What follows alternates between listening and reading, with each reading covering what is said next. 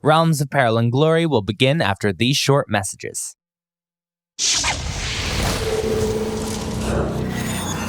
Support for Realms of Peril and Glory is brought to you by Stellar Firma.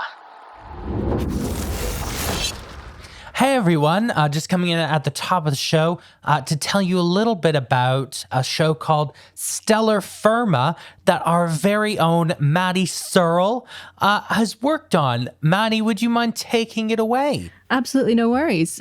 Stellar Firma is a weekly science fiction comedy podcast, and it follows the misadventures of Stellar Firma's highest born but lowest achieving planetary designer Trexel Geistman and his poor bewildered clone assistant David Seven, who never gets a break. So there's also the malevolent line manager Hartro Piltz, who's breathing down their necks, and poor David will be lucky to make it a week before being slurried and recycled into raw human resources. So a bit bleak, but fortunately, Imogen, the station's AI, seems to be on his side. I am the lead editor on Stellar Firma and have been since middle of season 2. And I also guest star as Vice Admiral Fun. Incredible work Maddy does, and we really hope that you check it out and enjoy it. We can say that if you are a fan of anything like Hitchhiker's Guide or Red Dwarf, then you are going to really get into Stellar Firma.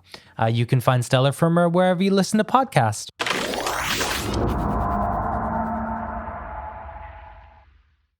We'd like to thank our patrons, Sean M., Underlark, and Colleen O'Hara, for their support in making this show possible. If you'd like to join them and get behind-the-scenes access, exclusive shows, and ad-free listening, head on over to patreon.com/lightandtragic. Hey guys, welcome back to Realms of Peril and Glory. Congratulations for making it all the way to episode 3. This is the last episode coming out on launch day, so I'm afraid you're going to have to wait a whole other week until the next episode. But if you want a little extra, stay tuned to the end of the episode where you can hear the first episode of our Patreon companion podcast, GM's Guide to Vael. It is so fantastic to be here with you guys. My name is Zachary Fortais-Gomm, and I will be your game master on this fine day. Joining me is James Barbarossa. Hello, I play all of the NPCs. And playing with us is the indomitable Pip Gladwin. Hi there, I will be playing Torbrennan, the Dwarf Paladin. The incomparable Laura Gerling.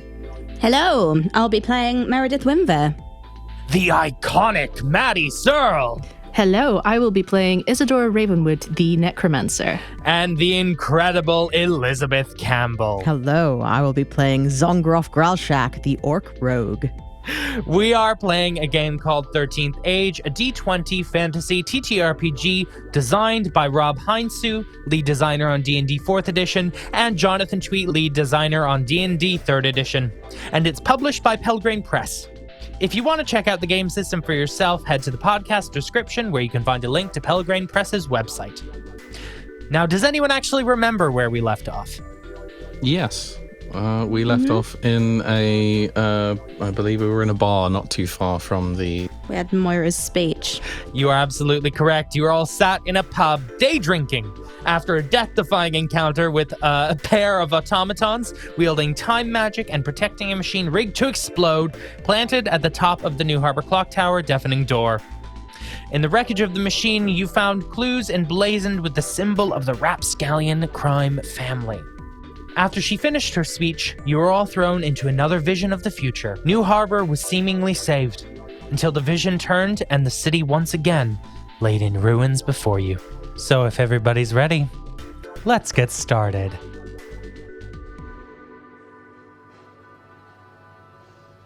You all sit taking in the speech that rang through the windows of the pub. Moments earlier, you had all shared an all too fleeting vision of an unbroken New Harbour, before the vision shattered and the destruction returned, and New Harbour was once again in ruins. You hear again the voices of the crowd chanting Moira's name as the speech ends. Before you can say a thing, you hear 2 bleeps around you. Maerydyth, Zongroff, you can feel your speaking stones vibrating in your pocket. Take it out. Zongroff, you pull yours out, and the small device made of glass, brass, and gas projects an image on its surface.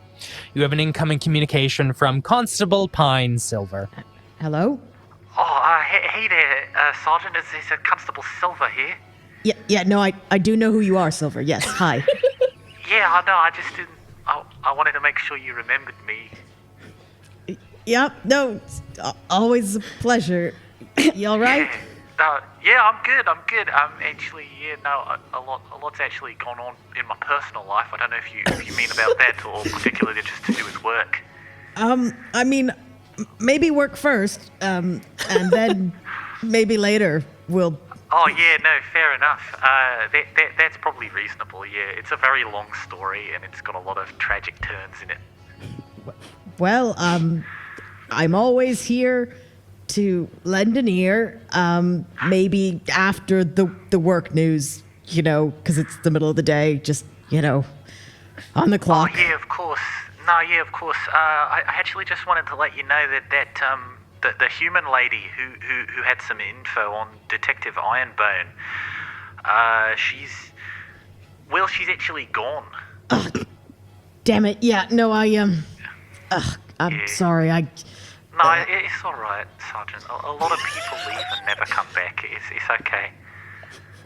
Right. I mean, she is a witness, so we should probably find her again. Oh yeah, of course. Yeah. Well, she actually said she was going home.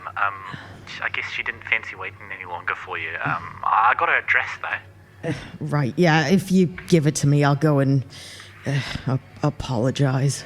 Yeah, no, he passes over the address for Mrs. Lydia Periwinkle. Maerydyth, your speaking stone also buzzes. Fabulous. I'll take a look at that. Yeah, you can see this isn't a communication of any kind. It's actually just a reminder that you set exactly 1 month ago today. It's in fact your month-iversary with your boyfriend. So one whole month of Maerydyth. Cool.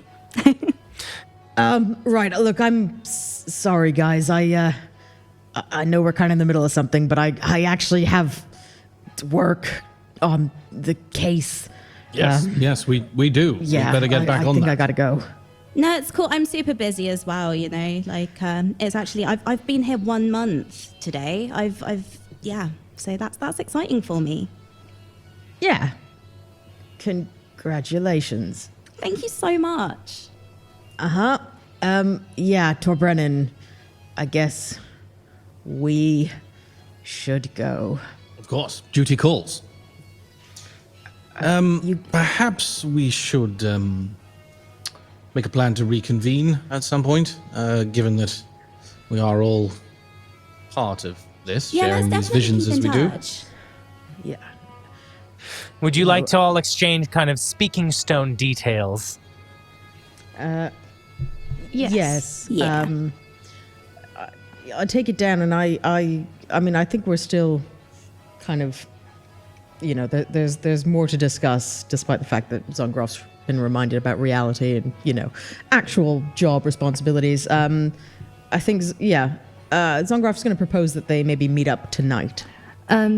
Actually, yeah, my professor, Urog, asked me to go to the Church of Roz because one of the congregation has gone missing. So, yeah, Kinrith. Kinrith Durai. Yeah, that's right. I look at Torbrennan. That's one of the people on our list. Torbrennan furiously shuffles through his little notebook and finds the name. Ah, yes. A dark elf, I believe. If I've got this right. I didn't know her very well, but I want to do all I can to kind of be part of the community. And yeah, I'm a bit uncomfortable because even though I worship Roz, I don't really do the whole church thing, so I'm a bit awkward about it, but it's important that I go. Well, perhaps we should all go. Well, I've kind of got plans tonight. I've sort of been with my, kind of boyfriend. We don't call each other that, but basically we've been seeing each other for a month now, and so we were probably going to do something special this evening, play each other's songs, stare into each other's eyes, that kind of thing. But I guess maybe I could come afterwards or bring him along or something, if that's cool. Yeah. No, you do you. Don't want to interrupt the gazing. But Yeah, Isadora, if you don't mind having 2 extra guests, I think it might. I mean, there's no harm in going. I look at Yeah. Torbrennan. I think actually it would help if you guys came because, yeah, I don't really know what to do with myself in these kind of situations. So, yeah, any help would be great. Of course. All right, Church of Roz. We'll be there. So Maerydyth has input her details into Zongroff and Isadora's speaking stones with her name, and then also a clock emoji, a little explosion emoji. I didn't say there was emojis. Fantasy Yeah, but there are emojis. emojis. There are. I just didn't say there were. Yeah, There are now. they're on now. They're on Yeah, now. and then a little pink heart. Excellent. Yeah, and I think Zongroff kind of, as soon as Torbrennan explains that he doesn't have one, Zongroff realizes that, of course, this means that now she gets to be his phone as well. Excellent. Great. I'm your responsibility. So can everyone tell me where you're headed? What are each of you going to get up to right now?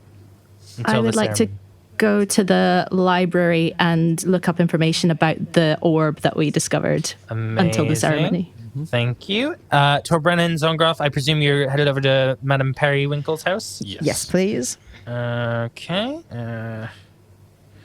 And what are you doing, Maerydyth? I'm gonna go pick up some scented candles and roses on my way to the Ash Lanes. Great. Okay, fantastic. Torbrennan and Zongroff, we're going to go with you guys first. You step just a few steps outside the pub, Torbrennan, when you hear your name being called across the square. It's small, even for a halfling. You see fellow blade of Valorous, Aaron, making their way towards you. Oh, Torbrennan. Aaron, wonderful to see you. How are you today? Excellent to see you too. I'm very well. Croc and I, we've been assigned to protect Langford. Yes, I'm looking into the missing persons case with how rude of me. Aaron, this is Sergeant Zongroff Growlshack. We are working very closely together on the case. Yes. Hello. Hi. You're one of the blades. That's right. I am one of the Blades of Valorous. How many of you are there? Just asking for records. Oh, there are enough. There are enough to keep the fires of valor awakened. Awesome. Quick sidebar, Zach. Exactly how many are there? Yeah, quick sidebar, Zach. Exactly how many are there? Including yourself, 5. 5. Oh, 5, but there may as well be hundreds. We are hundreds in spirit. 3 Yep. full-fledged members and 2 apprentices, including yourself. And Aaron is also an apprentice. Yes, we don't have our names yet. Yeah, well, you sure do seem to be everywhere, so, hi.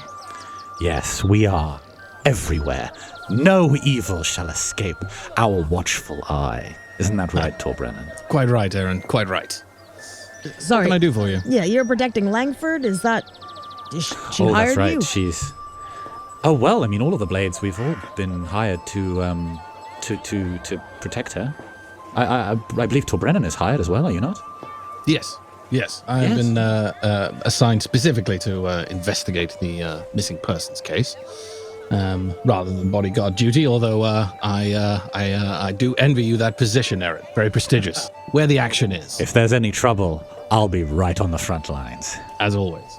I'm sure you could talk to Langford about reassignment if you don't, just if you wanted to be a bodyguard. I'm just putting that out there for consideration. It's very kind of you, Sergeant Growlshack, but it wouldn't do to rob you of my very specific set of skills at this crucial stage of the investigation. Wouldn't you say? Yep. And I think in that moment, it's not entirely clear whether he's joking or not. No. Torbrennan, our good friend Elias, he mentioned he'd like to see you when he's back at the manor. Yes, I was planning to see him myself. Is everything all right? I believe so. I think he's just wanting to check in on you. Make sure that this whole investigation is going off without a hitch. Well, so far, so good. And I'll beam at Sergeant Zongroff. Excellent. Well, I'll reach my hand out to Erin and have a little warrior's clasp. Go with Valorous, my friend. Go with Valorous. And we'll continue on our way. Yes, and you guys carry on walking your way towards the Ash Lanes, where you've been told Lydia Periwinkle is. In the meantime, we're going to head on over with Isadora to the Academy of Arcane Athril. So you arrive, Isadora, at the grand stone entrance of the Athril Library. The library is tended over by Madame Trowel, an old halfling. It is kept open day and night to allow students of all species and sleep patterns to study aptly. And as you enter, Madame Trowel gives you a little wave. Ah, Isadora! Madam Trowell, how are you? Is everything okay? Everything is marvelous. Everything is going so well here. And how are you, dear? I'm all right. It's been a very, very weird day, but I have some new research interests that I'd like to get into. So, of course. I was wondering if you could help me look for some books about. It's this orb that I know what it does, but I can't remember its name. It stores magical energy and converts it into energy that can be used by machines and mechanical things. So. Oh, an orb. Oh, well, I mean, I dare say there'll be some information here somewhere, of course. Oh, wonderful. She goes through her kind of catalog and kind of pulls some things that might be of interest to you. Could you do me a favor? Do an intelligence check for me with the background. Sweet. So that is 13. Fabulous. So you're searching through some shelves. You're pulling one book, and then you're pulling another, and you pull out the final book, and you see there's actually the sheepish face of a little orc behind it. And they look at you nervously before they just kind of come around the shelf and smiling a little embarrassed. They're wearing a denim jacket and some shiny black boots. Oh, hey, I'm sorry to bother you. Do you think you could help me? Yeah, of course. What can I do to help? Oh, I'm not actually from Athril. I'm from the University of New Harbour. There's an exchange program going on. I'm actually a psychology student, but I'm doing a course on how magic affects the mind. It's all a little bit beyond me. 1 minute you're learning how people's childhoods might relate to their modern day psychology, and it's like, did you have a distant relationship with your parents, or did you just meet a warlock? Wow. That sounds like a lot. All sorts of magic can affect the mind. It kind of makes my entire field sort of, infinitely more complex, actually. Wow. Yeah, that sounds amazing. Is there anything in particular you're looking for? Yeah, I'm mostly looking for magics that can alter a person's personality. I'm doing a paper about magic in relation to the mind. Wow. I spend a lot of time in this library, so I have a kind of general knowledge of where all the books are. So I'm happy to have a look and help you out. Yeah, it's an amazing library. This place is wonderful. It's amazing. When I first arrived, I was just my mind was blown. I hadn't seen so many books in one place before. It was so brilliant. Yeah. And Madame Trowell's so nice. And I get really distracted, and I leave books all over the place and in piles. And she tidies up after me, and she's wonderful. And I really should help out more. But I'm sorry, I'm rambling. No, that's okay. It's awesome. Cool. So I'll have a look and see if I can find any books for you. Oh, thank you. I mean, don't stress yourself too hard. I mean, this whole subject it's cool and all, but I don't really mind too much about it. I'm more studying this for my parents. If I got a big family, a lot of heavy hitters. I have a little bit of expectations on me. So if you could help me out, I'd really appreciate that. But don't go out of your way or anything. It's all good. Can I do another intelligence check? Yeah, go for it. Add a background. Sweet. Ooh, natural 17 plus 5 plus 3. So nice. Lots. So yeah, you pull. You know some things about magical personality shifts and things. So you kind of know. Oh, actually, this book might be really helpful. And because they're student, not necessarily well versed in magic, you also pull a couple like basic volumes on magic and how it interacts with biology and things. And you kind of hand them over to this orc, whose name you don't know yet, and. Kind of you take them through the various parts of the library that might be helpful to them, and they're very appreciative. Oh, wow, this is actually really helpful. Thank you so much. I really appreciate that. You're very welcome. Sorry, I guess I don't know your name. Yeah. Oh, yeah. No, you go. Sorry. Yeah, sorry. That's okay. No, go ahead. I'm Isadora. Nice to meet you.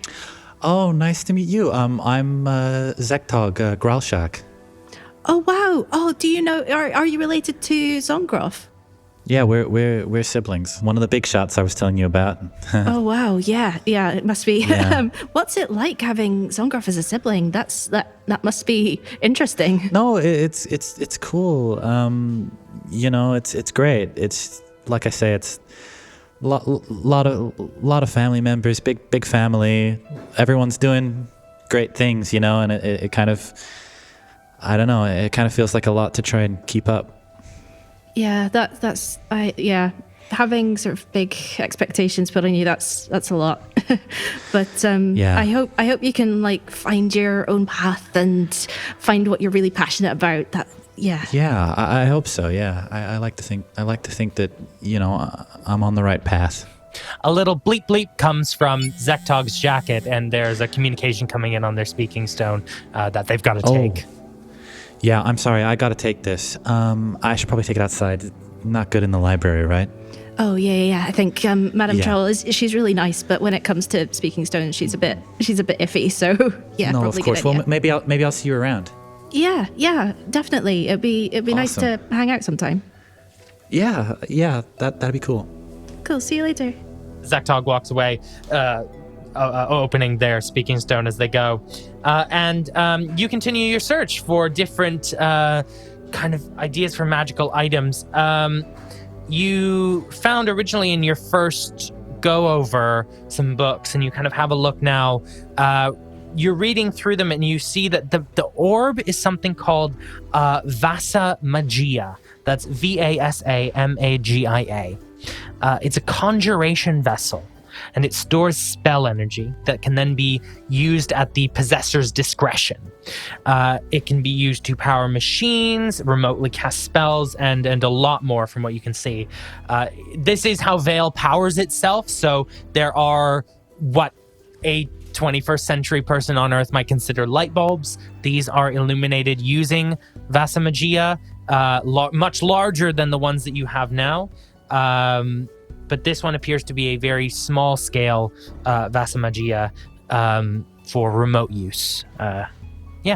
Do I find anything about this? Is there any significance to the etchings around it, or is that just purely decorative? You couldn't find anything significant about those. Roll me a wisdom check, please.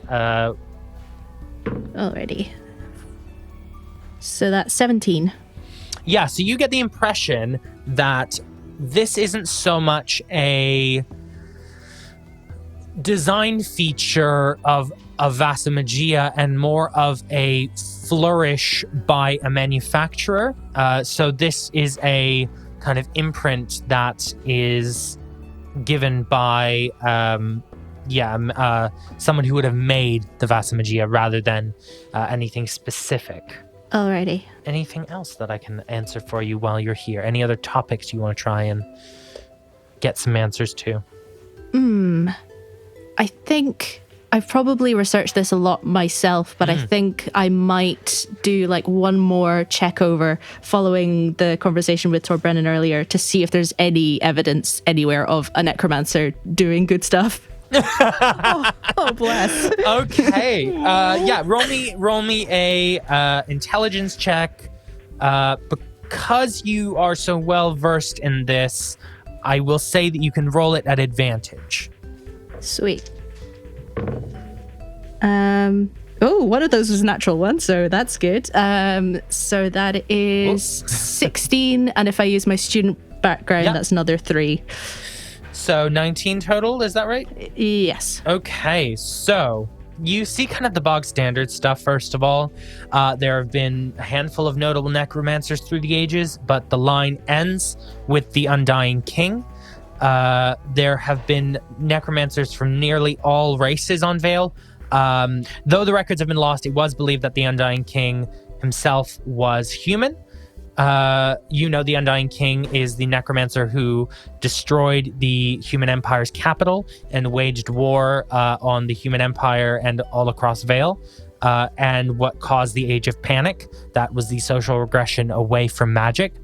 And it was only after many, many years and centuries that people became more comfortable with magic again, but necromancy still held that really close, tight taboo. You also, though, find out that it is believed that a powerful necromancer will appear once per generation. Some theorize that the power is passed from spirit to spirit, so some people believe that you are a reincarnation of the Undying King, and that's why there's some fear about you. Others believe that Roz themselves chooses a representative on Vael. No one is quite clear of the truth. While there is no record of a necromancer doing good, there is also not much record of necromancy past the Undying King before you. There is really only rumors, and there's really no factual, well-documented records before the Undying King. It's just folklore because a lot of information was lost. So while there's no specific record of that, there's also no specific record of not that, if you know what I mean. Awesome. Yeah, I think that concludes my research for the day. Okay, Thank you very much, Zach. Okay, where are you headed off to next, Isadora? Just out of curiosity. You've still got another few hours before the... I'll probably head back to my dorm room and just chill out until it's time to go to the service. Okay, great. Fantastic. We are going to then move over to the Ash Lanes, where Zongroff and Torbrennan are walking through the streets. This is the more crime-ridden part of the city, simply because it's more impoverished. So there's more need for it for people to survive. So the presence of a watch guard is not necessarily the most welcome, respected. I am striding as best my little legs can and smiling at everyone. Roll me a charisma check. That's a 23. Oh, you get heckled, Zongroff, a few times when you kind of are walking down the street of the Ash Lanes. Like, hey, what are you doing here? Get out of here. Yep, good afternoon. Yep. Torbrennan will turn around, flash him a little smile. Good day, sir. And they just, this guy, what's he doing? Gotta love it. You love to see it. So, there's you get some respect as you walk, more so than Zongroff does. I mean, quietly, this Zongroff is just seething, sadly. This chipper dwarf befriending everyone. All right. Yep. Mm-hmm. So you guys arrive at the address of one Lydia Periwinkle. You see a home with a quaint red door. It's tarnished from years of exposure to the Ash Lane. There's a sodden mat for anyone who would come knocking to see that says, welcome. Perhaps you better knock at the door, Sergeant. When I interact with doors, they tend to explode. I just kind of stare at him for an extra second, then turn around and knock on the door. Great. So you knock on the door. You wait a few minutes. You don't hear anything on the other side, though. After a minute, there's still no answer. Lydia Periwinkle? I knock again. Yeah, no, nothing from the other side. Is this house, is it detached from the other buildings around it? I'm going to take a look around the back. Okay, great. I'll head off around the other side of the building. Fantastic. You go around the building. There's a little alleyway between the building and the next.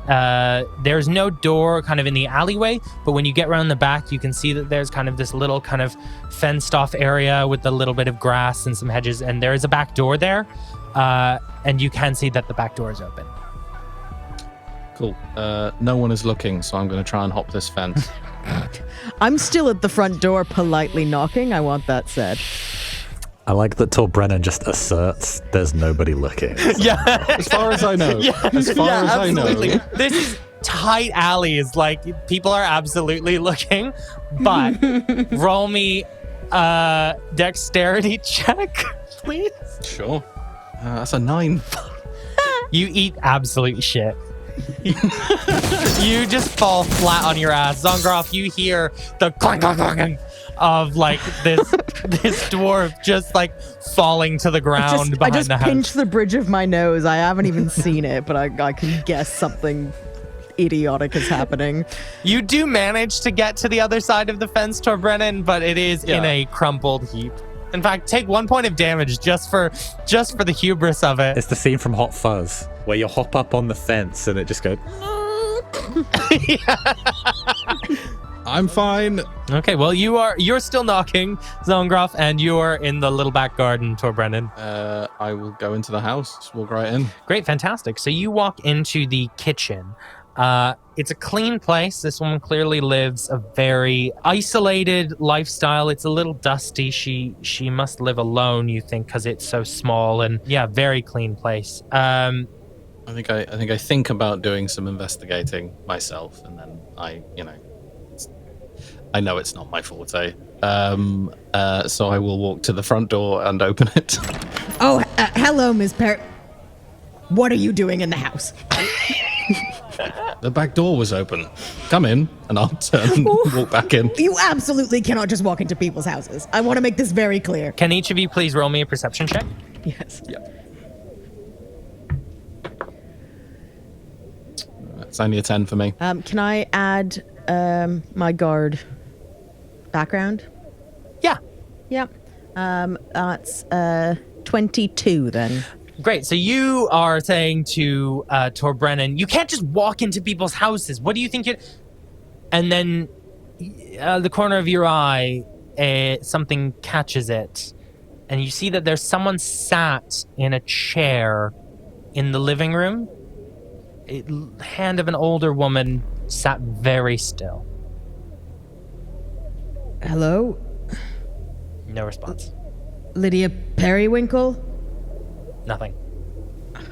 I will walk in begrudgingly, but you know. In the chair, you see an old woman, completely motionless, eyes open. She appears to be dead. Oh no. I kind of reach out a hand very gently to touch her, just to see. Yeah. You check her pulse, and there's nothing. Right. I'll come over and check the pulse myself. I'll just close the eyes. Yeah.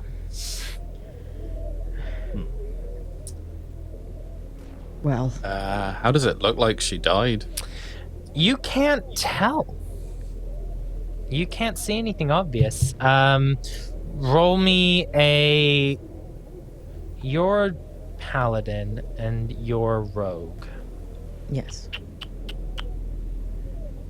Roll me an intelligence check with no background. Actually, Torbrennan, you can use your Blade of Valor's background. That's handy, because my intelligence is not good. Can I roll as well or no? Yes, you can both, yeah. That's a natural 20. Ooh, good, because I got a 3. Torbrennan. I'm investigating.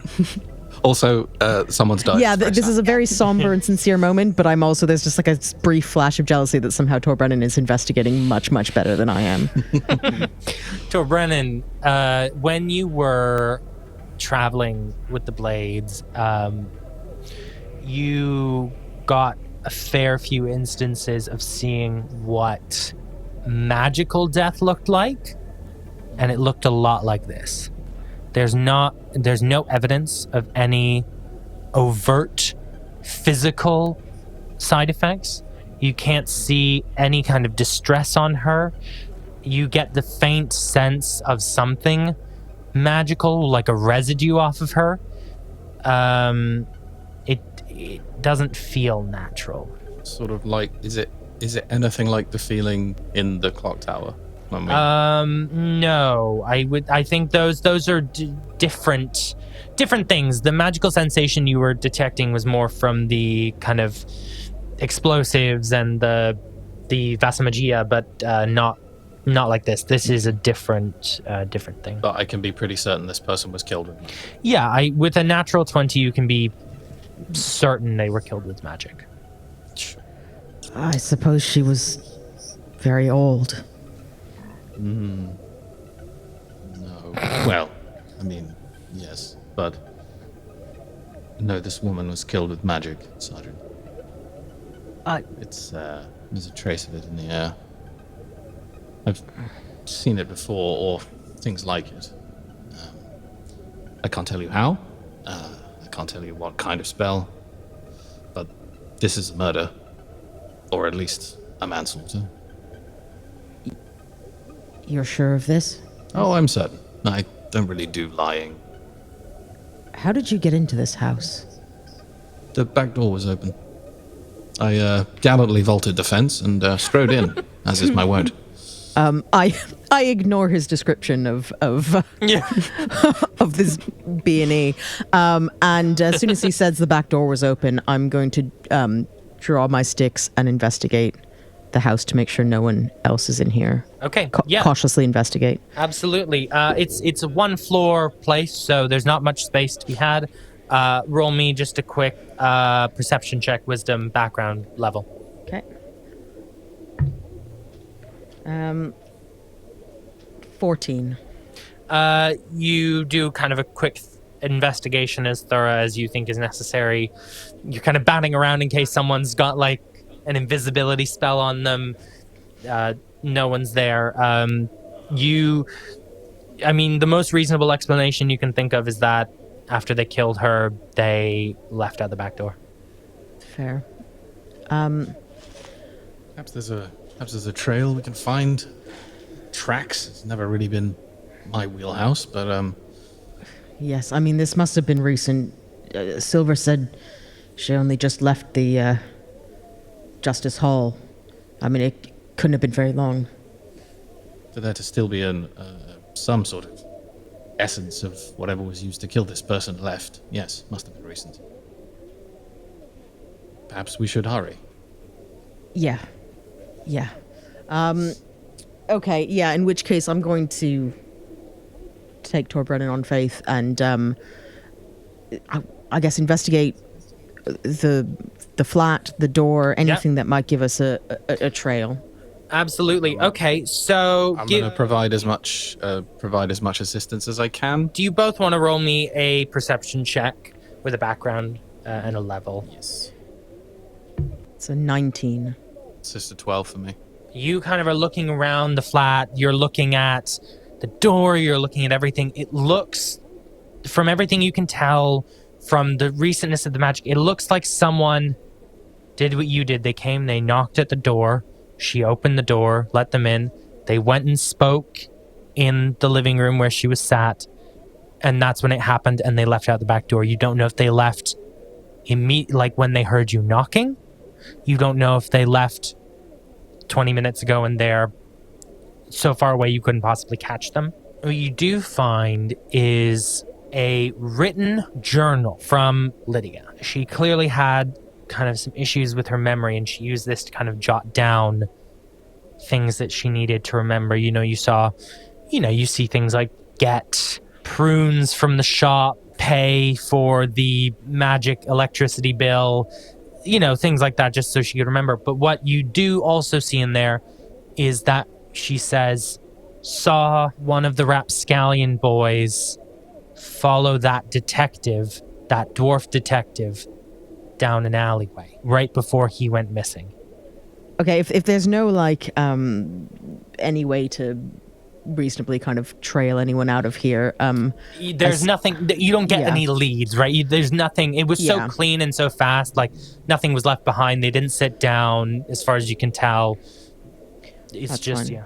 Okay. At the mention of rapscallion, I will. I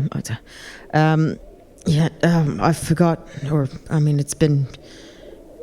I didn't mention this, but those automatons in the clock tower. I got this. I pull out the piece of metal with the acorn engraved on it. Well, that's 2 pointers towards these aptly named rapscallions. Perhaps we need to look in on them. Yeah. I'll be good cop, you be bad cop. Let's both be good cop. How about that? In fact, I'll be good cop. You be assisting vigilante in a good way. But yes, no, we've got. Well, at least we got something. I'm gonna need to call this. Get somebody here. Yes, of course. Do you know where these rapscallions reside? Roll me an intelligence check, Zongroff. That's a natural one, Zach. Was that what you were hoping for? That's really what I was hoping for.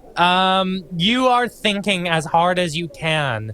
You know that someone mentioned at some point that you could, there's a way to contact them, or they hang out somewhere, but you can't for the life of you remember. The only thing that you can think of is, I think, you kind of internally, I would guess, sighs. You know that, I don't know, maybe Joey's helpful. Oh, no. I think Zongroff's actually a little rattled at finding poor Lydia dead, seeing as, she was supposed to meet her at Justice Hall before she left. So I think she's maybe not thinking clearly, but Sergeant, perhaps you should check in with your superiors, and I'll check in with mine. Yeah, I can think of somebody who might know where to find the rapscallions.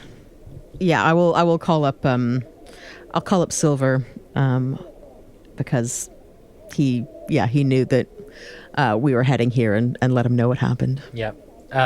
He lets you know they're sending some officers on the way now.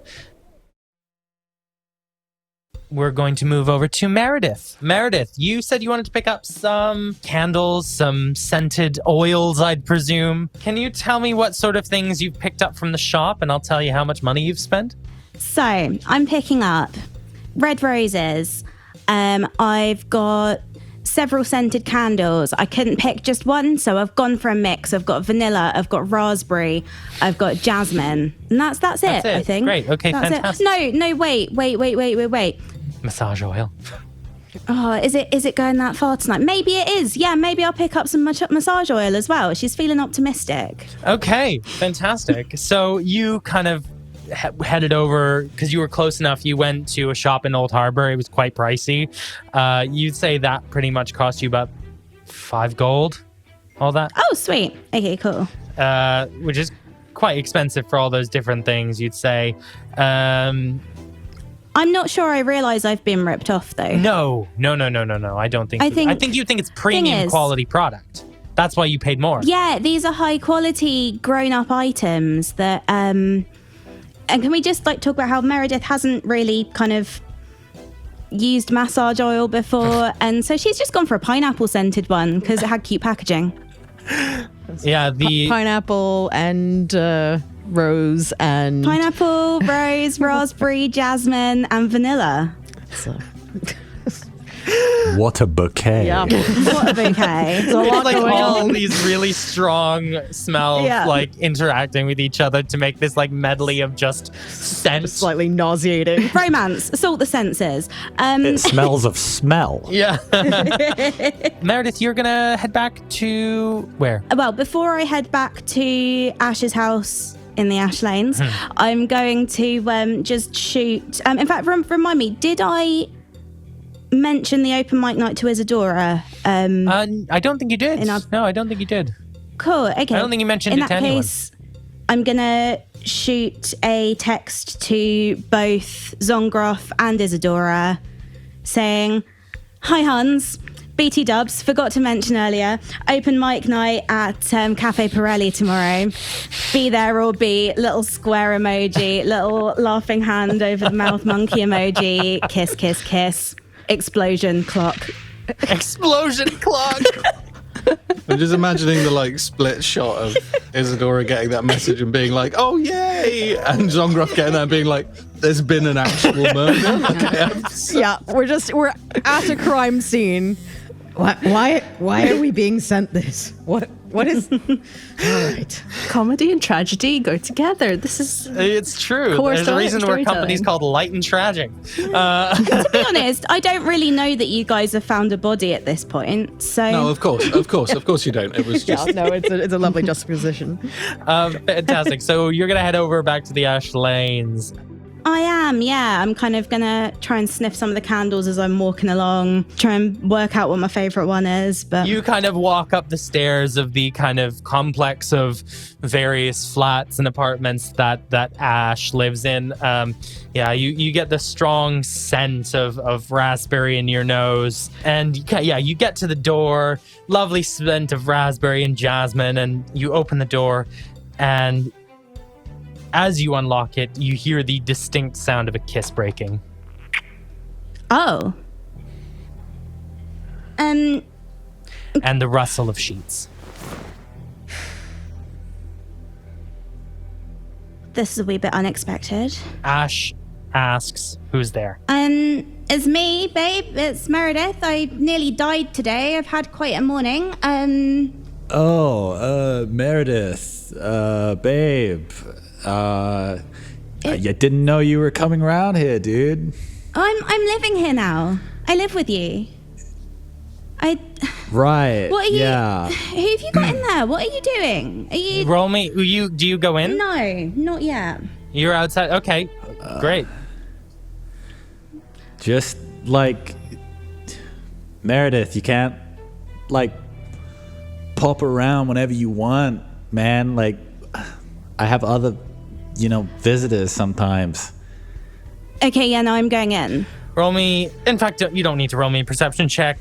You see that there is a person next to Ash, kind of hurriedly, kind of putting on their denim jacket.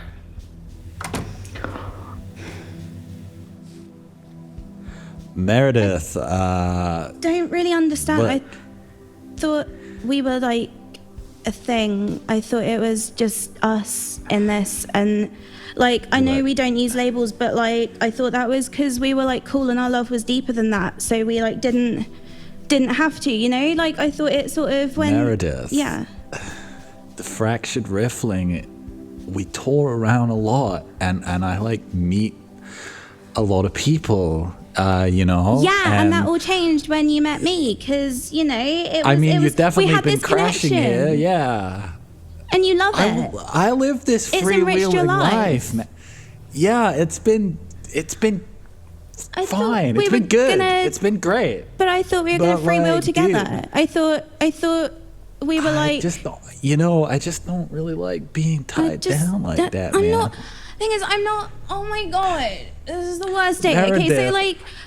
Meredith, I meet a lot of people, all right? And I just don't like being tied down like this. The orca is there, just kind of tying their shoes, their boots, and just getting ready to leave.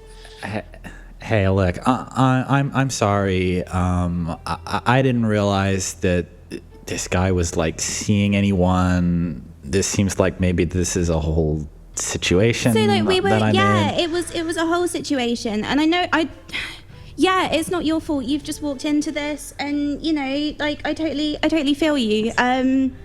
Yeah. Honestly, you don't need this guy. You're better than this. He's Thank you so much. He's not that great. Whoa, who's not that great, dude? That's messed up. You You're can't not say that great. You're not actually that great. Hey, you know Okay, what? so- You're not that great, all right? Because I'm just trying to live my life, right? And you've been coming around a lot. Yeah. I meet a lot of people. I thought that was like old you, like before me, and then I thought we had this whole like special connection. We've never said that. There are like lines. No, well, I could feel it in your eyes, you know, like. You have to like vocalize what you're trying to mean to people. You know what I mean? Okay, so I'm just gonna turn to the orc and say, "Do you want a scented candle? I've got vanilla, I've got jasmine, I've got raspberry." Oh yeah, raspberry's great actually. Yeah, no, go for it. You know, like Yeah, I feel like. I'm sorry. I guess this is as best a time for names as any. I'm Zektog Growlshat. I don't care. I didn't mean I just to, like, want you to take yeah, this candle. No, that's fair. I hope you enjoy Okay, it. I guess hope I'll it take the doesn't candle. bring you any bad memories, like raspberry forever. Well, for me now. To be honest, I'm not sure I'm gonna remember much about today. Okay.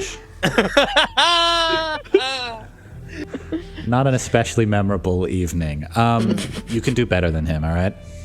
Thank you. I'll try and remember that.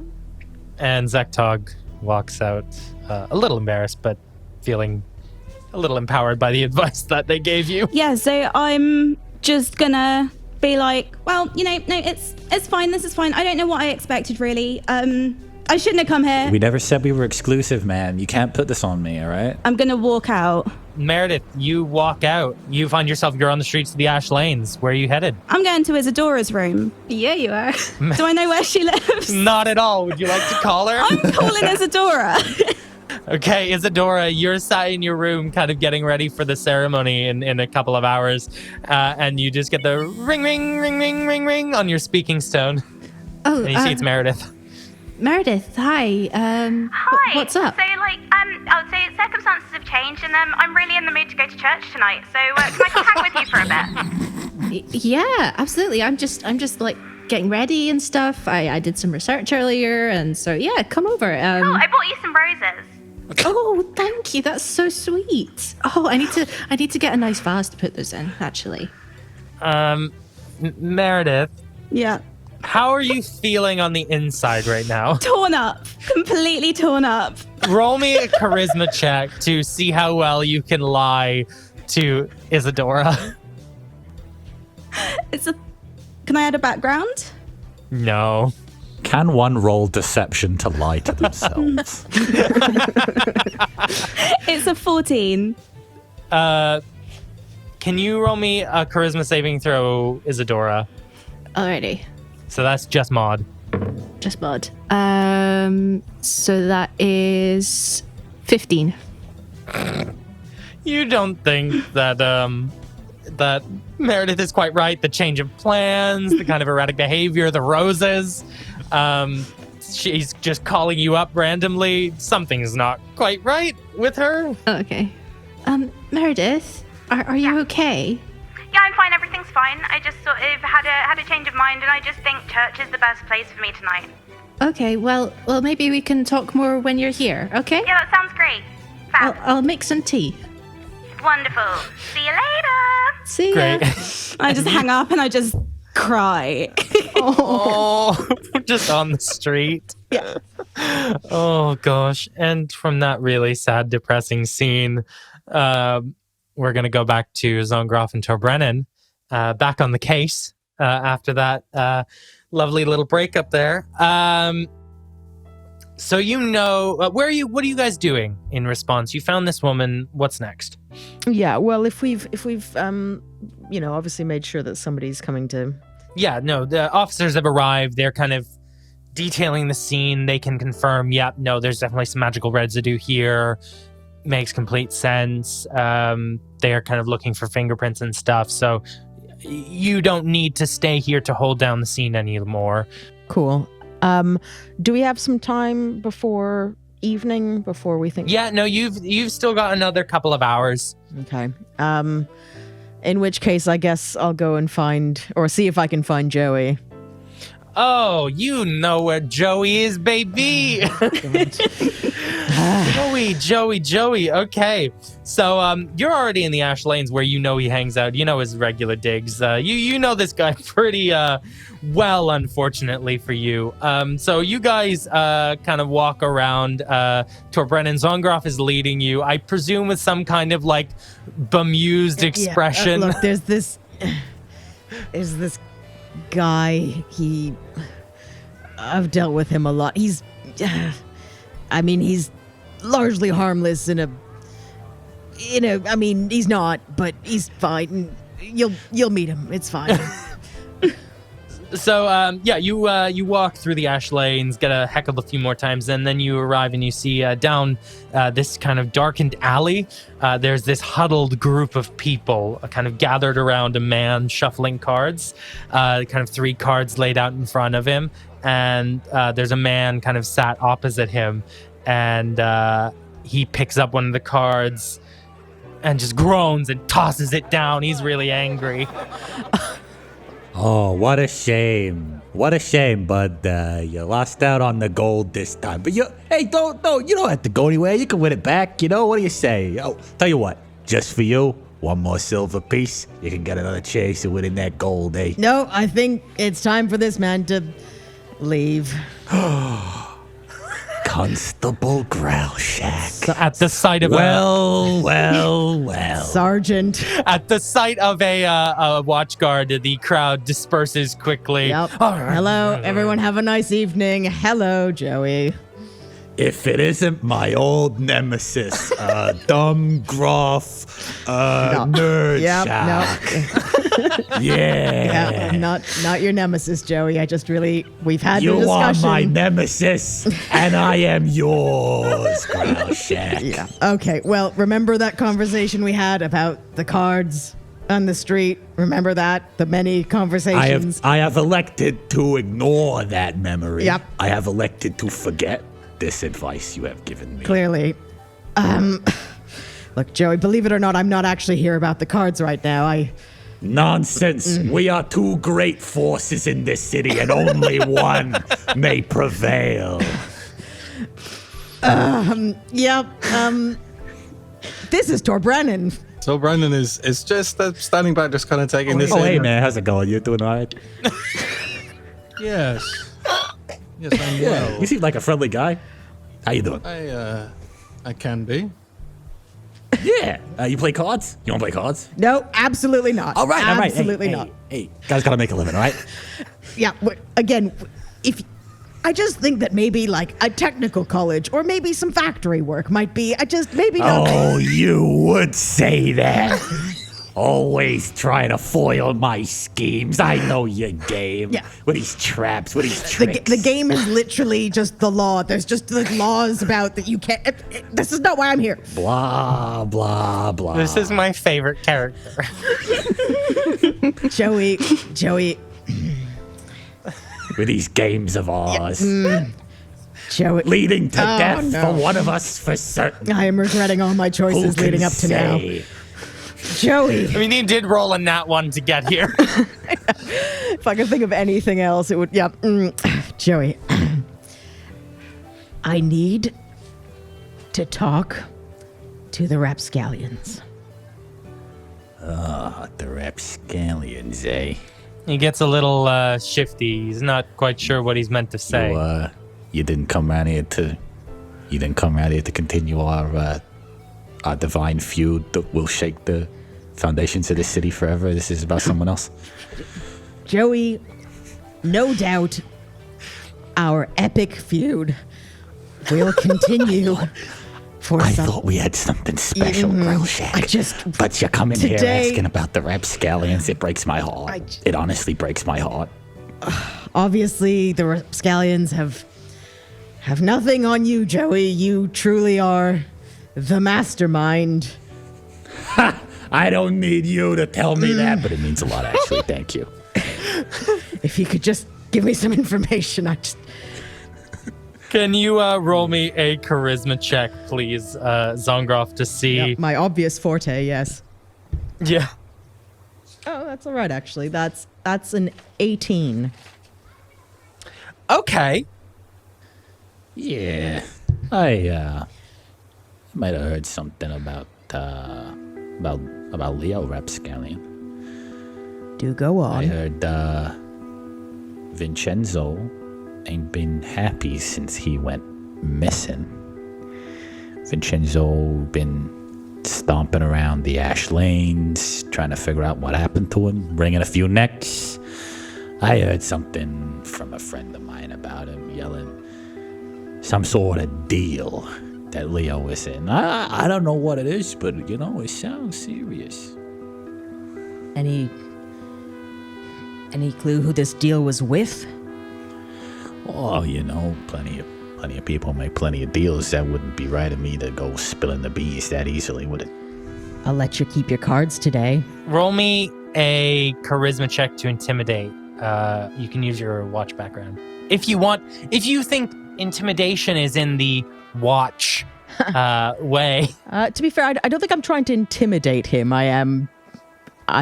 Well, yeah. What are you doing? I'm genuinely trying to, persuade him in the thought that there's bigger crime going on right at the moment. Okay. Okay, fine. Roll me to persuade. Okay. I'll do my charisma again. My charisma roll is a 5, so I'm sure that. Yeah, I mean, look, I can't go spilling beans like that. All right, look, I see the deal, but trust me, there's I got plenty of packs of cards in plenty other places. Can you point me in a direction?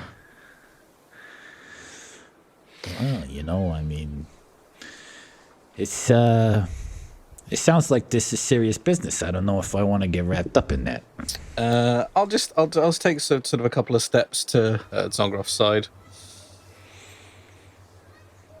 Mr. Joey, was it? It's Mr. Romano, actually. My apologies. Mr. Romano. A pleasure to make your acquaintance. Torbrennan, Blade of Valorous. Nice. Now, we're in rather a hurry. All right. And you stand to aid the cause of good and justice within this city, perhaps for the first time in your life, it might seem. I am an enemy of justice. I am the night. I am chaos. Torbrennan nods wearily. I'm gonna pick him up with one arm and push him against the wall. Not hard, just okay. I'm Hang just on, gonna hang do on, that. hang on. All right, hang on. Roll me a dexterity check, please. I'm gonna roll opposed for Joey, and I'm gonna give him just some stats quickly. We're in a fight now. Am I backgrounding this? Yes. Excellent. 21. You beat it by 1. Yes. He rolled a nat 17, and I gave him a +3 to dex because he's small. Oh my god. All right. Yeah, you pick him up, and he's like... All right. Hey, look. All right. Look, I probably shouldn't be telling you this, but if it's for the if it's for the greater good, for justice, I can. If I'd be more than willing to give you some. I'm absolutely not choking him. He does this. He does this all the time. I'm just making sure. It's brutality. He's choking himself. He's got his hand against his Fair throat. enough. I just wanted to make sure that was clear. He's got his own hand against his own throat, you're doing this to me. It's the way you got my collar, bud. All right, look, okay. If it's all for the greater good, look, all right, I've been told to keep my ear to the ground for Leo's partner. I never knew he had a partner until this whole situation went down, but apparently I've been told just to listen out for the name Searle. There you go. You ripped it out of me. You threatened me. I was threatened. I pick up his cards off of his little table and just kind of throw them into his chest. Just go home, Joey. That was a good hand. Go home, Joey. Fine. But we will meet again, Growl Shack. Yeah, no doubt. For our feud will span time itself.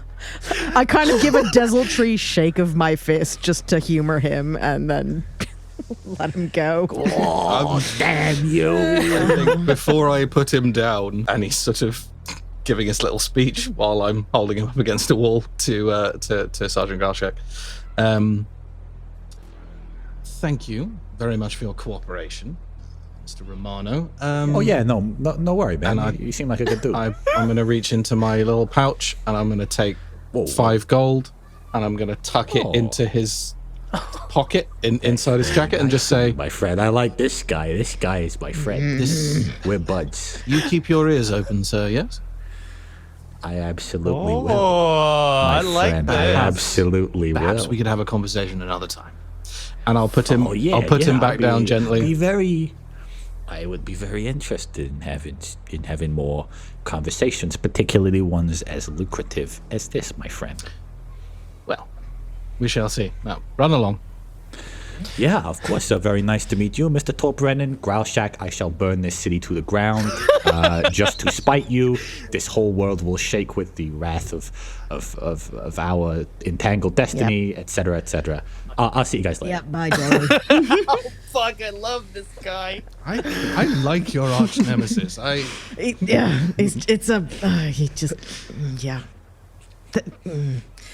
Well, look, we've got a name. That's a He's got a start. name. Can I get this? Can I get the spelling of that name, please? Yes, it is. The spelling of Sael is Saol, and it's pronounced Sa-E-L-L-E. That's the phonetic spelling, Sael. Got it, Sael. Yeah. I have been waiting for 3 episodes to play this man. Yeah, Joey originally was going to feature in episode 1, but I changed it. This is the one we've been most looking forward to. Very good. It's everything I hoped and dreamed, thank you. Okay, great. So we're going to move over to Athril, specifically into Isadora's dorm room. You hear the hurried kind of knock, knock, knock, knock at the door of someone knocking. I'll go and let her in. Yeah, you open it's Maerydyth. A handful of roses. These are for you. I just saw them. I just think life's too short to not have lovely things sometimes, you know, like we nearly died this morning. It's been a day. So I was thinking, like, maybe I know you already have a roommate, but maybe I'll also be your roommate for a bit if you don't mind.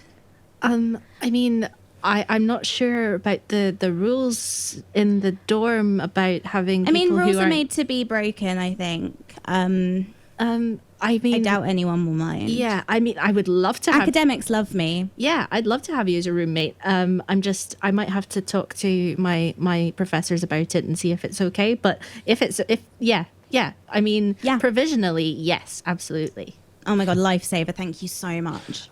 Isadora, you do know that students have had guests occasionally in their rooms. It's not uncommon. To actually stay with you permanently is another matter, but, you know, you think you could probably get away with a week. Cool, yeah. Okay, that makes sense. So, you seemed a bit distracted on the phone, a bit sort of... is everything okay? Yeah, so people are shit. Don't trust men, don't trust women, don't trust anyone. Don't fall in love. Don't do it. Oh. Okay. Yeah. Is there any particular reason why you're feeling this way at the moment? No, nothing. Everything's fine. I just sort of, I decided not to pursue things with Ash. I thought maybe there was something there, but then I thought, no, actually, maybe not. Maybe I'll just ride solo for a bit, and maybe that's like the best direction for me for now. And it was all my decision, and it was a totally grown up and sensible decision I made, I think. And I came to that conclusion all by myself. Yeah. Okay. Well, I'm glad that you have a path in mind and you're forging your own destiny. That's good. That's cool. Yeah. I think so. I think that's really good. Yeah. I think it's an excellent direction for me to be going in right now. Anyway, I don't need anyone tying me down at this point in my life, to be honest. I don't think. I've got too much going for me, to be honest, to have anyone holding me back at this stage. Yeah. You've got your whole future ahead of you. It's an exciting time. Exactly. Yeah.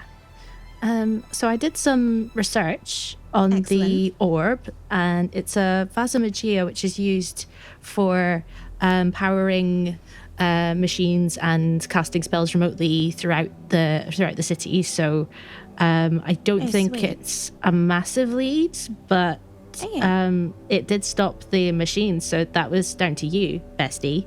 So Sweet. well done. Thank you so much. I'm glad I've done something right today, you know.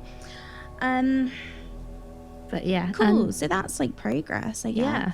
And there's this kind of cute orc person at the library, and I don't know. I might be like, I don't know. I'm probably like completely projecting and like. Don't fall for orcs. They'll fuck your boyfriend. Oh. Whoa. Wow. Maybe. Okay. I mean, I don't know that. They seemed really nice. They were like studying psychology and I mean, magic. I'm sure they're great. They were just in the wrong place at the wrong time, you know? Like, it wasn't their fault. Wasn't their fault. What? I don't Nothing, understand. everything's fine. Yeah.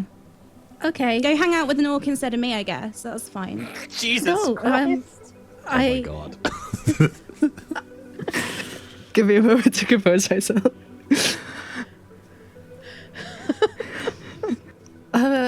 I just like saw them today. We're best friends, and I've known you for such a short amount of time, but I feel like I've known you for 100 years. You're very, very special to me. Yeah, no, me too. And I don't think anyone, orc or otherwise, could kind of come between us, I hope. Yeah. Although, you know, I've thought that before about people, but, you know, you can be wrong. You can make mistakes. Yeah. And also, they said they were the sibling of Sergeant Growlshack, so that would be kind of awkward. That would be a bit weird. I don't. Yeah. Would it be weird? I don't think it would be weird. So, do you think I should like see if this is a possibility, or do you think I should like just not worry about it just now? I just don't recommend romance. Oh, okay. For anyone at any time, to be honest. I just don't think it's good. I feel like, you know, you've got me, you've got Horace. Yeah. Yeah. And I mean, yeah, but I've been reading these like romance books, Secrets of the Fang, and they're like really interesting, and it makes it seem so exciting. And I don't know, I feel like I'm ready for something new, you know? Okay, so I'm going to level with you. I did absolutely love Secrets of the Fang. I've read all 5, but it's fiction. Yeah, I suppose. I mean, do what you want to do, you know. You're in charge of you and your own choices.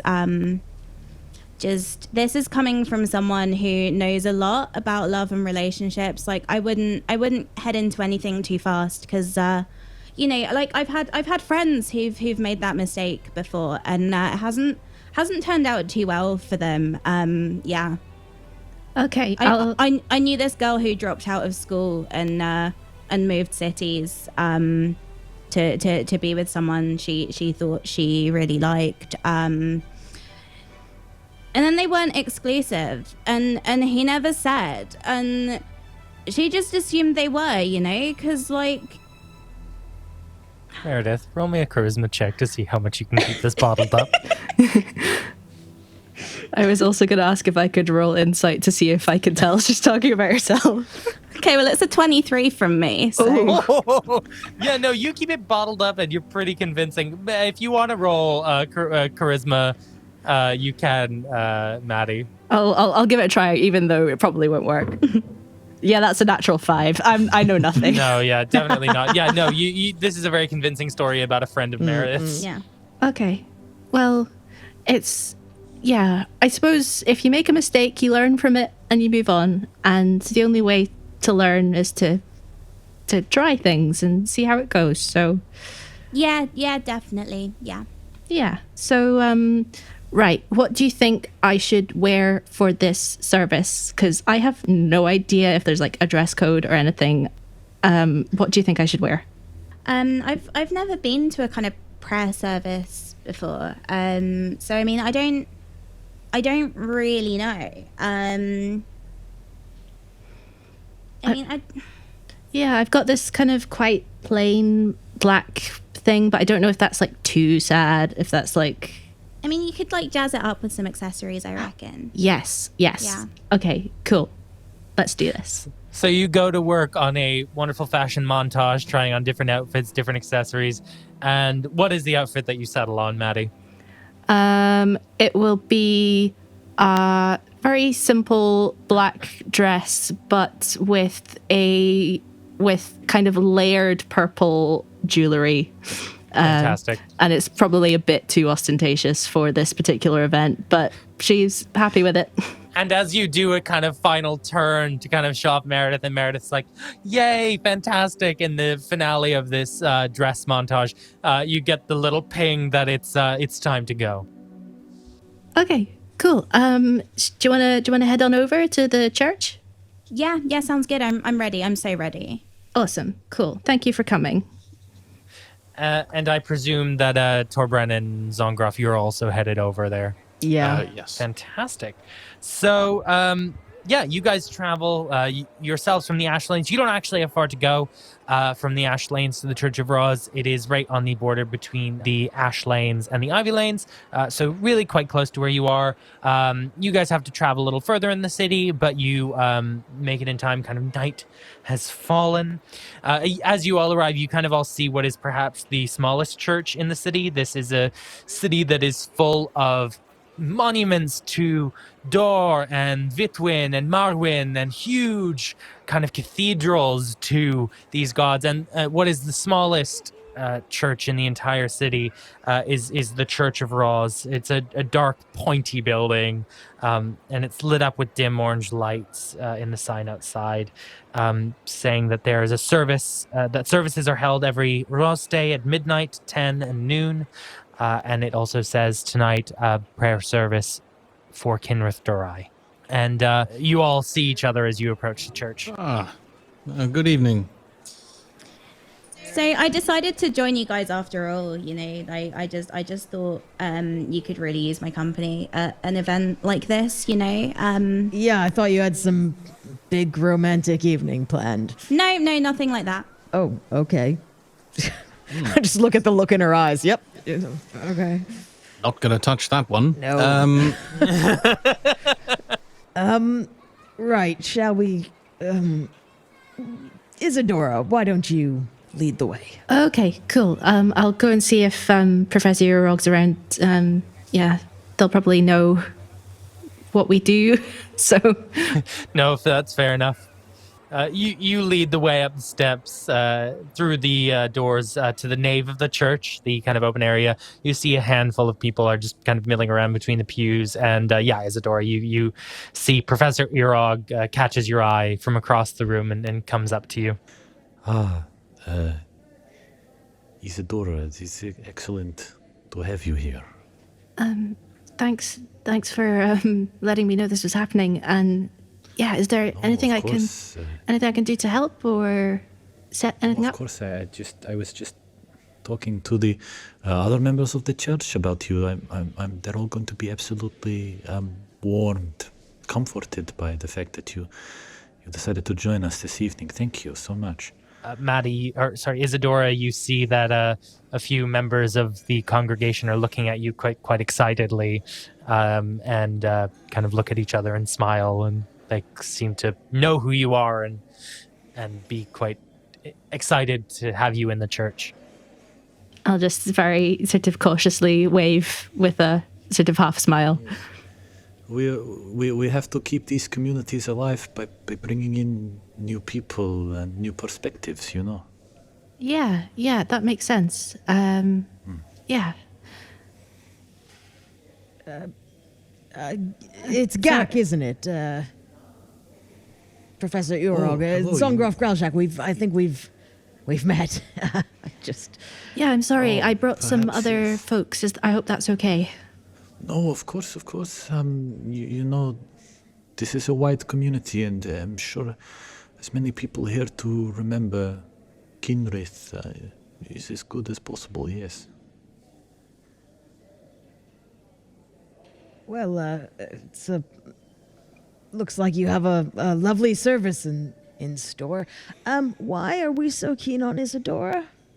Obviously, she's a delight anywhere. Just curious. Oh, well, the Church of Rose appreciates inspiring young minds, followers. We are all one in faith, of course.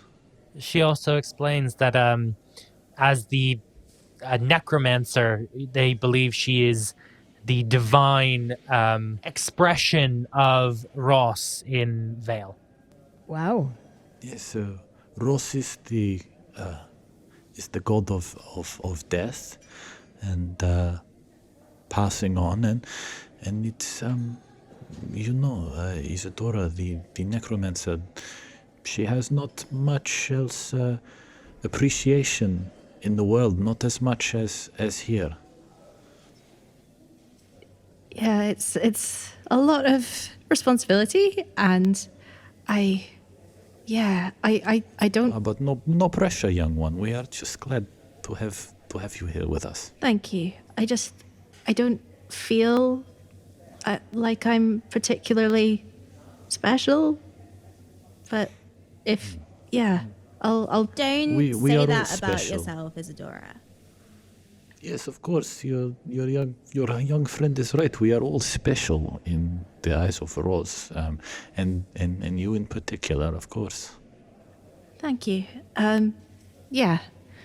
It's all kind of quite new, and seeing how it goes, and I'll do my best to be worthy of Roz. Of course. I guess we'll take our seats. I'm gonna just lean into Zongroff and say, "Did you get my message about the open mic night?" I did. Yes, I did. Brilliant. See you there. Fantastic. You all take your seats, and a priest, a dark elf priest, takes his place up at the top of the pew and begins the ceremony. We gather to call out to Roz this night. And the congregation as one call out, "In his name." We are humbled by life's great descent into darkness and finally to death. The great circle of life that brings all of our lives to a close. We thank you, Roz, for feeding Vael, providing fertile ground for life to rise again. We recognize that without you, there can be nothing, and we are all destined to meet your warm embrace. We ask you this evening, however, to spare one of our congregation and help her return back to our arms. Kinrith Dorai is a beloved member of this congregation, wife and mother. Please return her to us. She deserves a graceful descent into your arms at the right time, and we beg you to allow her this. Thank you.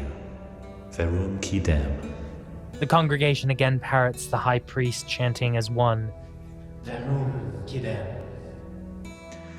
Thank you. And now I ask that everyone join us in a hymn. Music from a tall organ at the back of the room emanates towards you, and the congregation sing an aching song of longing, crying out for their lost member. After several more hymns and a closing statement from the priest, the ceremony concludes. You are all sat in the Church of Roz, not quite sure where to go.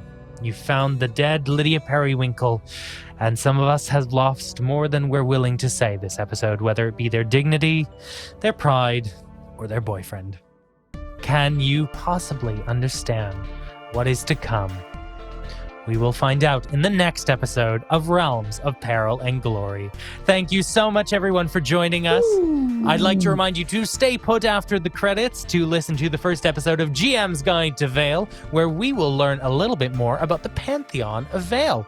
We'll see you all next time. Bye-bye. Bye. Bye. Bye-bye. Hey, guys, can you let me know where people can find you, starting with you, Laura? Oh.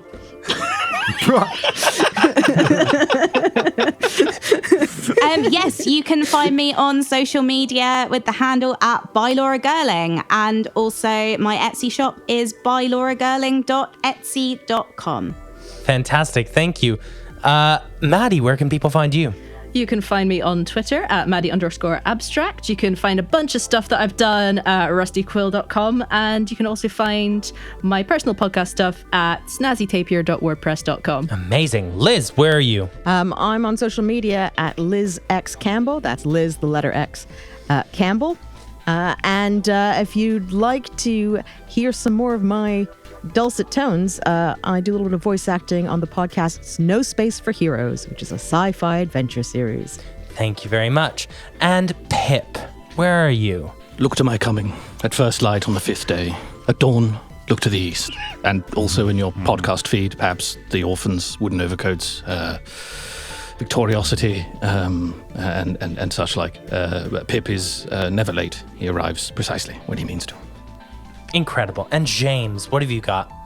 You can find me on Twitter at Barbarosaphone, though you probably shouldn't. And you can also check out The Orphans, which is Zach and my other podcast. It's a lot of fun. It's a sort of sci-fi drama, a lot of heart.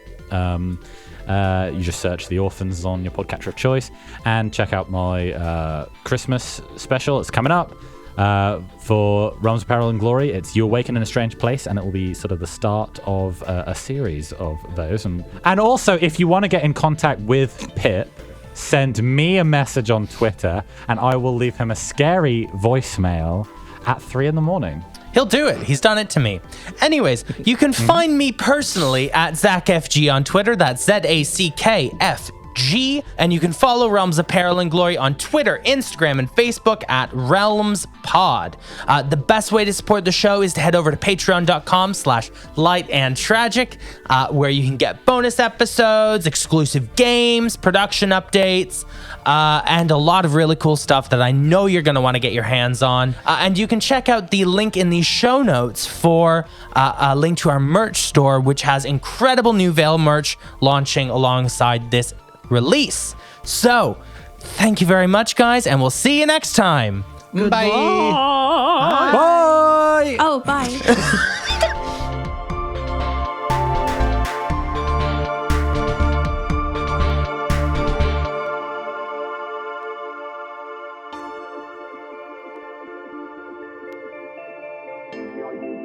Hello, and welcome to Realms of Peril and Glory's companion podcast, GM's Guide to Vael. This is our Patreon exclusive show that is going to take you through the world of Vael and explain some of the intricacies of the world. My name is Zachary Fortais-Gomm. I'm one of the co-creators of RPG and the GM for the Vael campaign. I created Vael specifically for this campaign. I took a lot of inspiration from a lot of other fantasy worlds. You can see nods to Discworld, Harry Potter, and the Dragon Empire, which is the world featured in the core rulebook for the game system we're playing called 13th Age. The reason that I wanted to create my own world for this campaign is because I wanted the freedom to create something that could be tailored to each of the players. You will see as I go through the various aspects of the world in this series that it was really built with the main player characters in mind, to make them feel as though they were part of a real, tangible world. The first thing that I'd like to touch on in this series is the pantheon of gods that exists in Vael. While this wasn't the starting point for me, it does feel in retrospect that so much of the world was built around this pantheon. In a world where divinity and magic is a very present factor in an everyday person's life, it felt important to get this aspect of the world right and also incorporate them into the lives of the PCs. But because I wanted the Pantheon to be naturally incorporated into the lives of the PCs, I had to wait until we had the beginnings of characters to work with. I started working with the players early on to get the best character for them. Once we had the basics of these characters, we spoke about how the gods would factor into their characters' lives.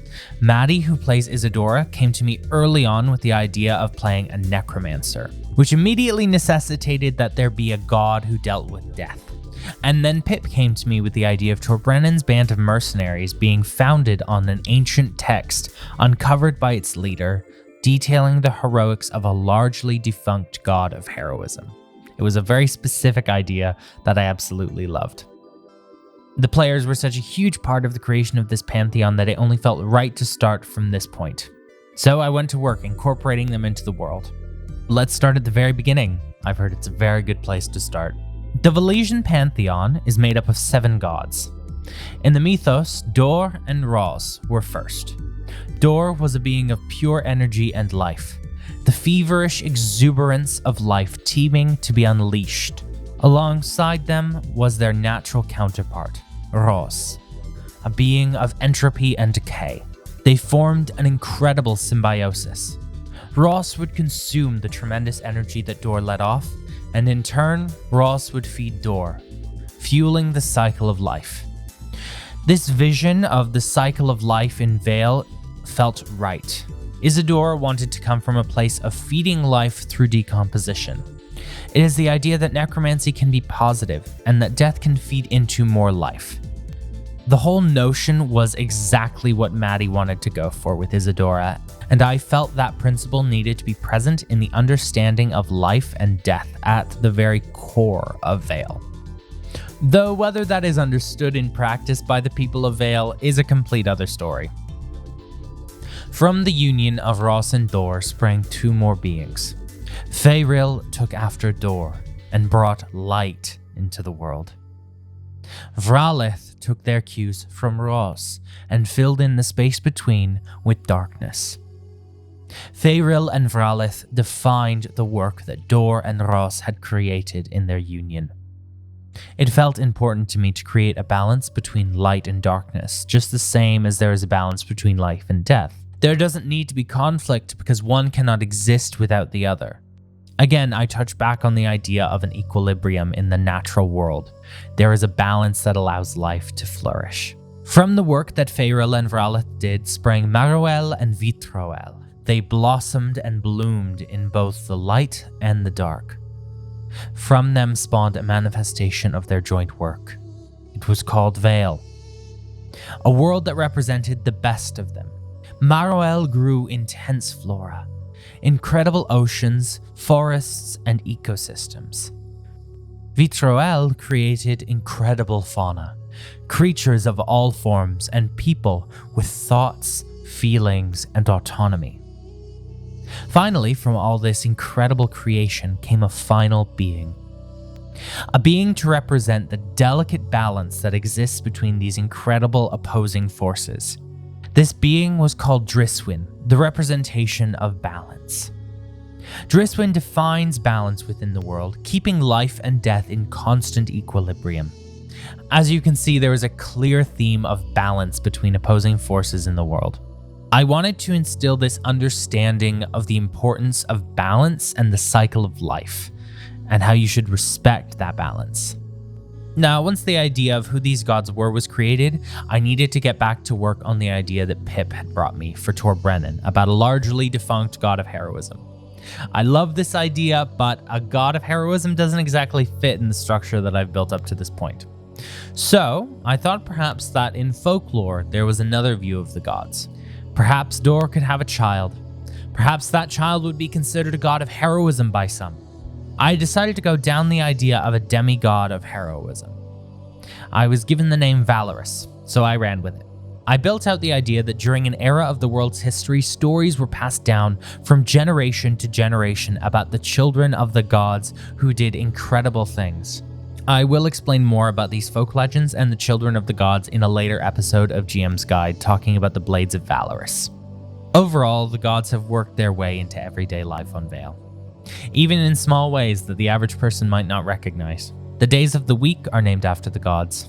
Donna Day for Dor, Fams Day for Feyril, Mar Day for Marowel, Vit Day for Vitroel, Dris Day for Driswin, Voas Day for Vrolith, and Ros Day for Ros. There is a church worshipping each god in the city of New Harbour, the city in which the first Vael campaign is set. It was important to me that the city felt representative of every species on Vael, and that all were welcome. The first way to ensure that in a world sense for me was to make it clear that a follower of any religion can safely and easily find a space to worship in this city. This felt like a great first step to fleshing out the feeling of acceptance and tolerance that exists in New Harbour. Religion is at the forefront of many people's lives, so it felt that this should be accurately represented here. It also felt important that NPCs should have some religious affiliations. Gak Urog, Isadora's mentor, is a devout worshipper of the Church of Ros. The Rapscallion family are committed members of the Church of Vitroel, and Lydia Periwinkle is a devout follower of Dor. As important as religion was to me in this world, it also felt clear that some characters should not be defined by their religious beliefs. Zongroff is a great example of this. Religion is all around her, but at no point does she feel an overwhelming need to reach out to the religious institutions. As an orc, she would typically be expected to attend the Church of Vitroel, but it was never a particularly strong force in her family, and so it was never a particularly strong force in her life.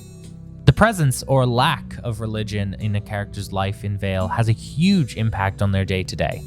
Both are equally valid and accepted in the city of New Harbour, but others might not feel the same in the rest of the world. It was also a huge priority for me to distance the Velesian Pantheon from the notion of gods being active participants in people's lives. Other mythos featured tales of people wielding tremendous power, living in the clouds, and interfering in the life of mortals. Vael is different. Its pantheon is distant. Their gods are described as being forces rather than individuals. In modern iconography, there are rarely representations of these gods holding a corporeal form. They are viewed as forces. While some people view the gods as male and female, there is no written record of the gods ever holding male or female pronouns. They are always referred to as they/them. The gods are very much not tied to any specific form. They exist amorphously. For now, that's all I have to say about the Velesian Pantheon, and I hope I have given you a bit more insight into the world of Vael. Be sure to tune in to Patreon for the next episode, where we'll be discussing even more details about the world. I'll see you then. Take care. Bye-bye.